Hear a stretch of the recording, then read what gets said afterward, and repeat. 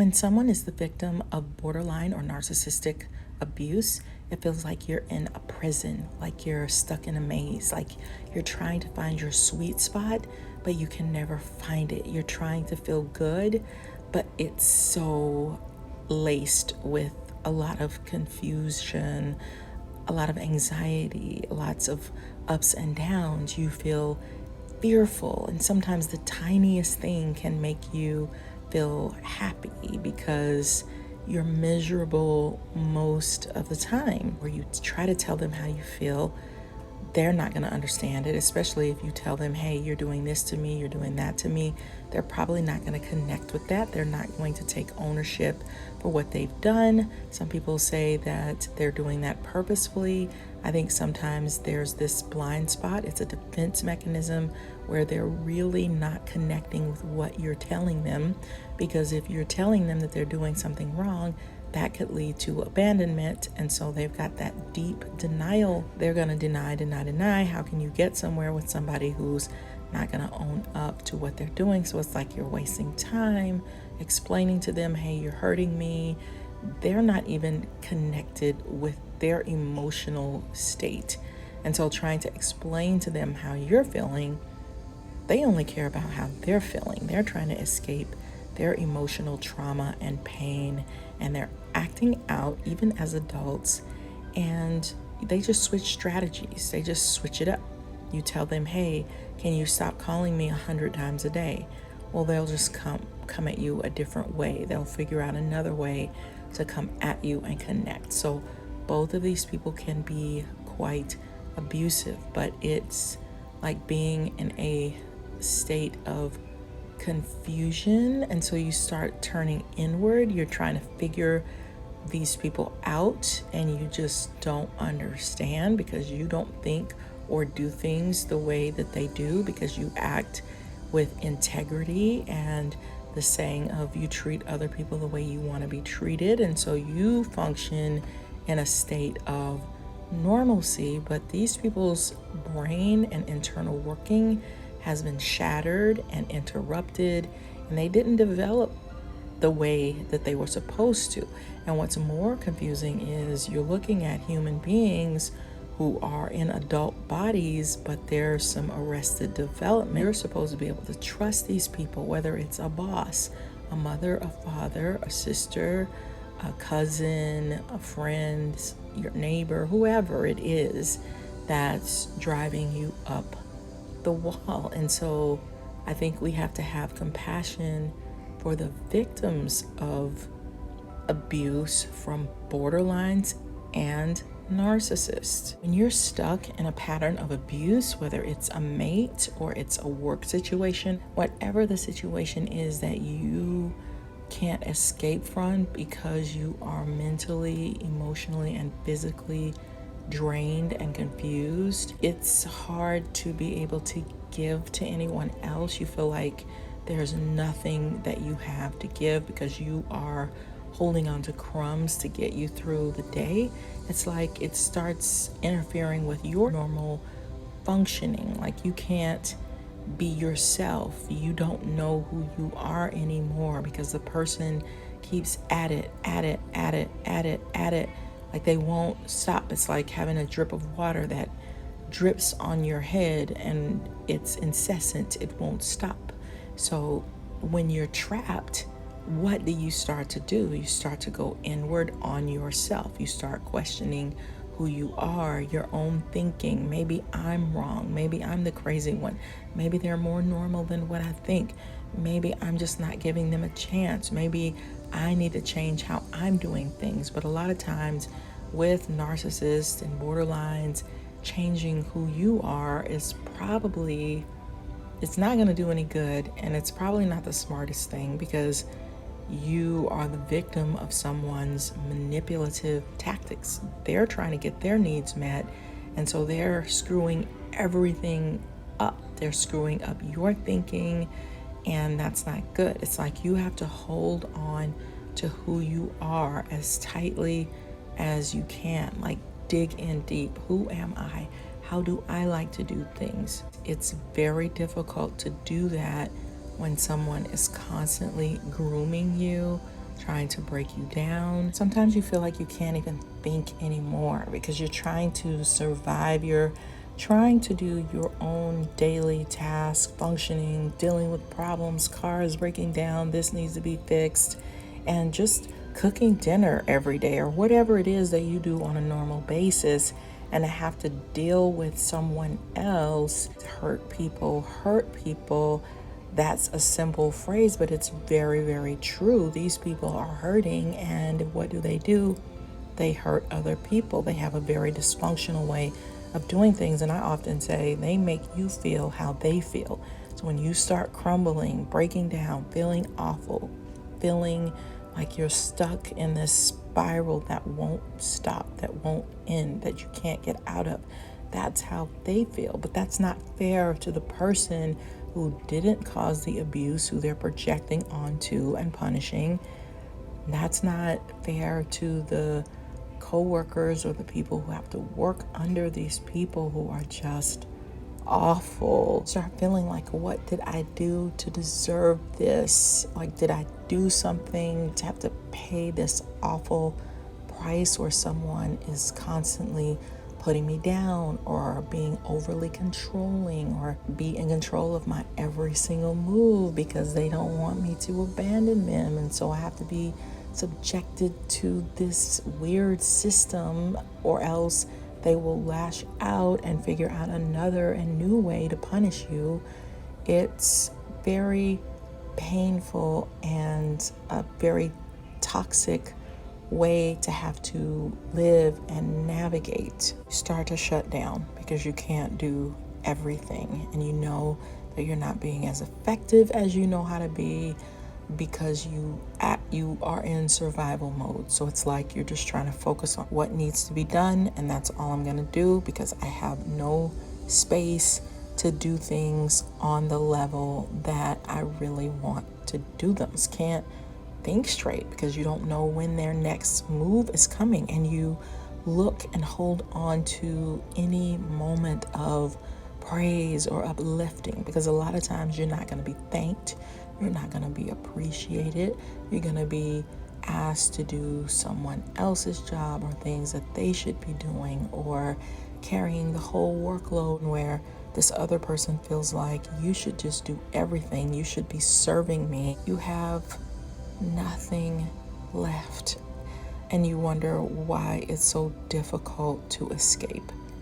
Escaping is a monumental task, but escaping is all you really have sometimes, is figuring out how, which feels nearly impossible.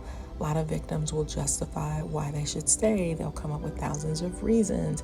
Well, it's not so bad, and it's intermittent reinforcement. So sometimes you get really nice and sweet, and you're like, oh my gosh, that one little nice, kind gesture is so wonderful that it makes you think maybe you're waiting for the next hit, that dopamine high, because you rarely get it. And that one little hit gives you hope, like, oh, maybe things are going to be better. And then they never are for a very long period of time. Sometimes you don't know how to feel. You don't know how to, if you feel happy, sad, mad, angry, embarrassed, confused, like all of these emotions are swirling together and you don't know which one to even reach for anymore. And sometimes it's very confusing because the person seems nice and yet you're being systematically groomed in very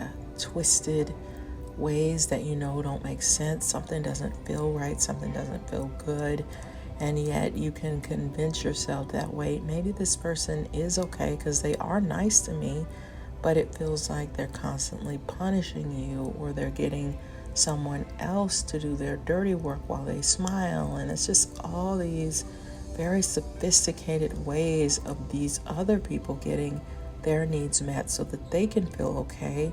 But while they're trying to get their never-ending needs that will never completely be satisfied, they're doing a lot of abuse and traumatizing the victim, and that's not okay either. Grooming is a term that's used with kids who have been sexually abused. It's manipulative behaviors that the abuser uses to gain access to a potential victim, coerce them to agree to the abuse, and reduce the risk of being caught.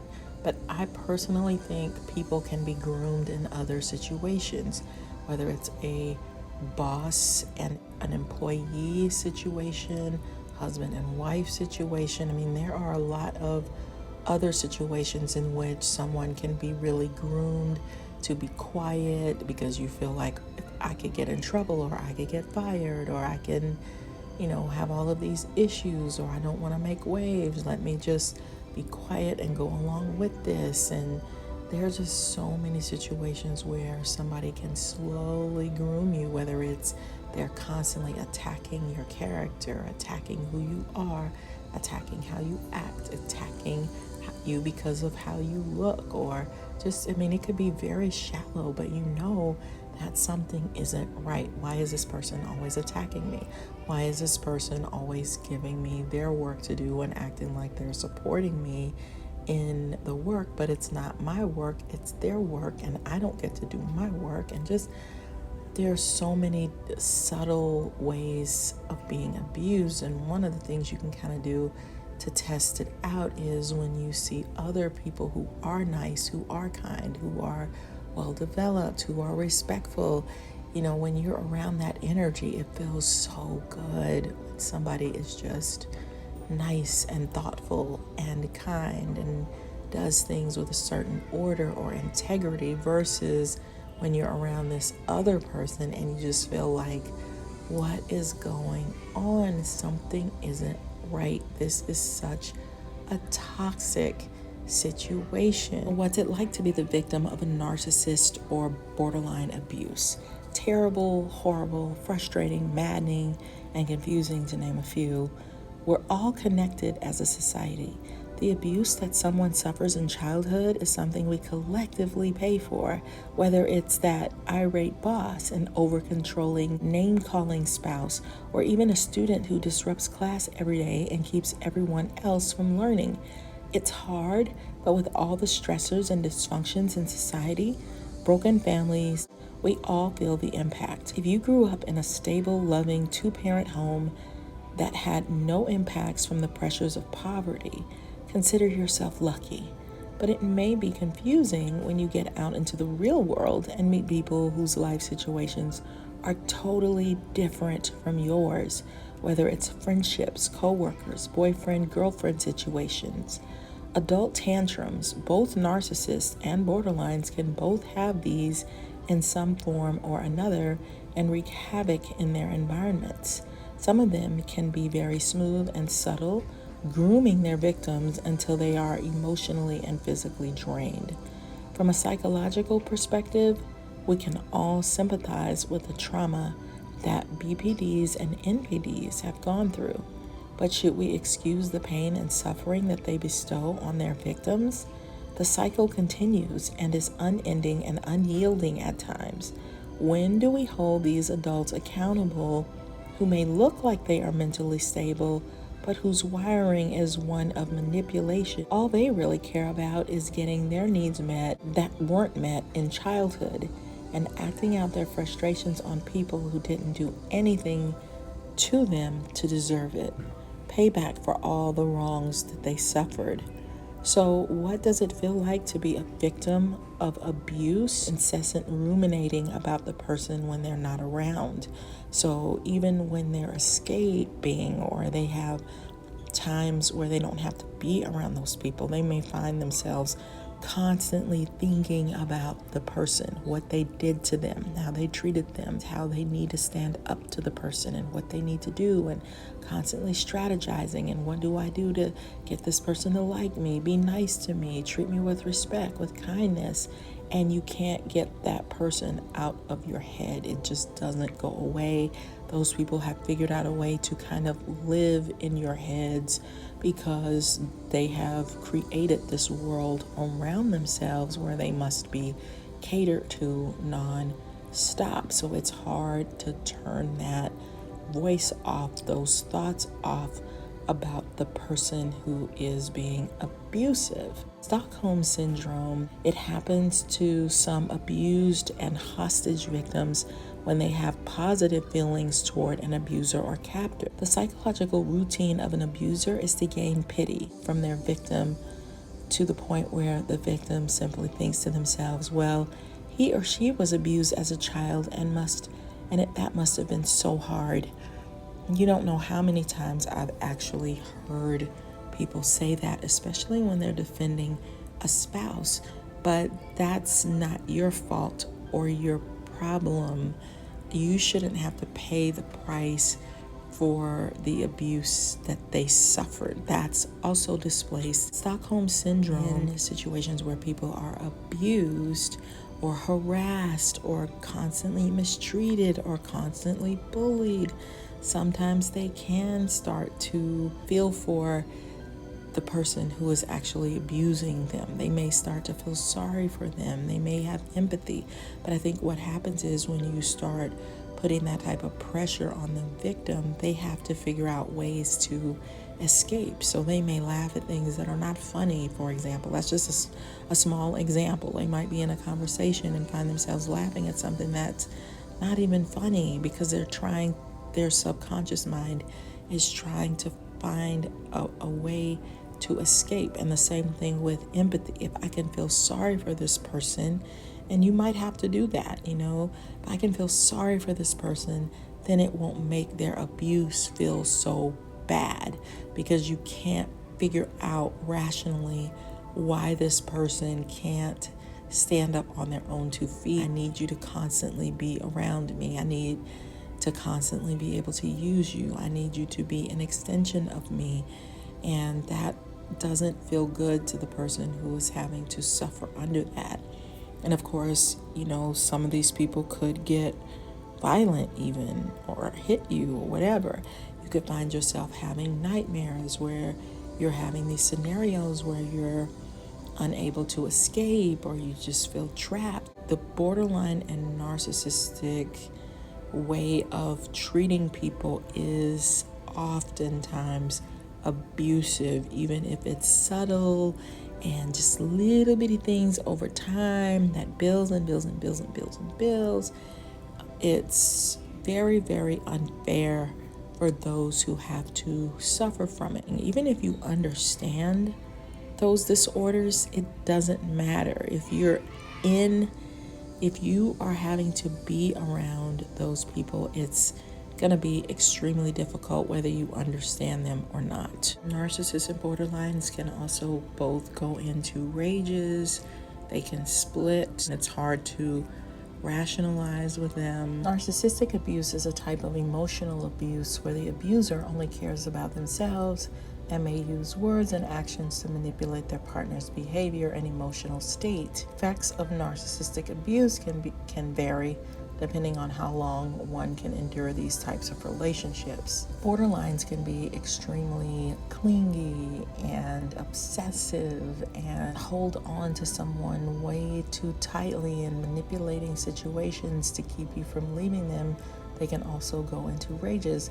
Borderlines don't mean to abuse people, but they are still abusive, and it can be traumatizing to the person who is subjective to the abuse. There's evidence that trauma or abuse may modify the serotonin system activity. If someone is abusing you who has borderline personality disorder, you have to really take care of yourself and avoid the temptation to isolate. You might feel like isolated. You need some moments from this intense clinging to you. And so any moment that you get to be with yourself, you might run to it. So you might need some level of isolation, honestly. And you have to realize that you have to have a life. Any victim of abuse can start to neglect their own physical health and have difficulty managing stress. But you have to focus on your emotions and what you need and get the support that you need to help you through such a difficult situation with these people who can be extremely abusive. It doesn't feel good to feel like you don't have a safe space or that you're being taken advantage of. Acknowledge and accept the fact that you are being abused. Set boundaries and state them clearly. Prepare for complex emotions. You want to educate yourself. You want to reclaim and hold on to your identity and practice self-compassion and self-care tips. Definitely try to join a support group if you can, and get counseling and understand the feelings that may linger. And it's very important to take care of yourself. If you are the victim of abuse, or you just want to understand narcissists better, then check out my book, The Workplace Narcissist by Tamara Zyon. It's on Amazon, and I know it will help you. Be sure to like, subscribe, and share this video with others. I'll see you on the next one. Bye.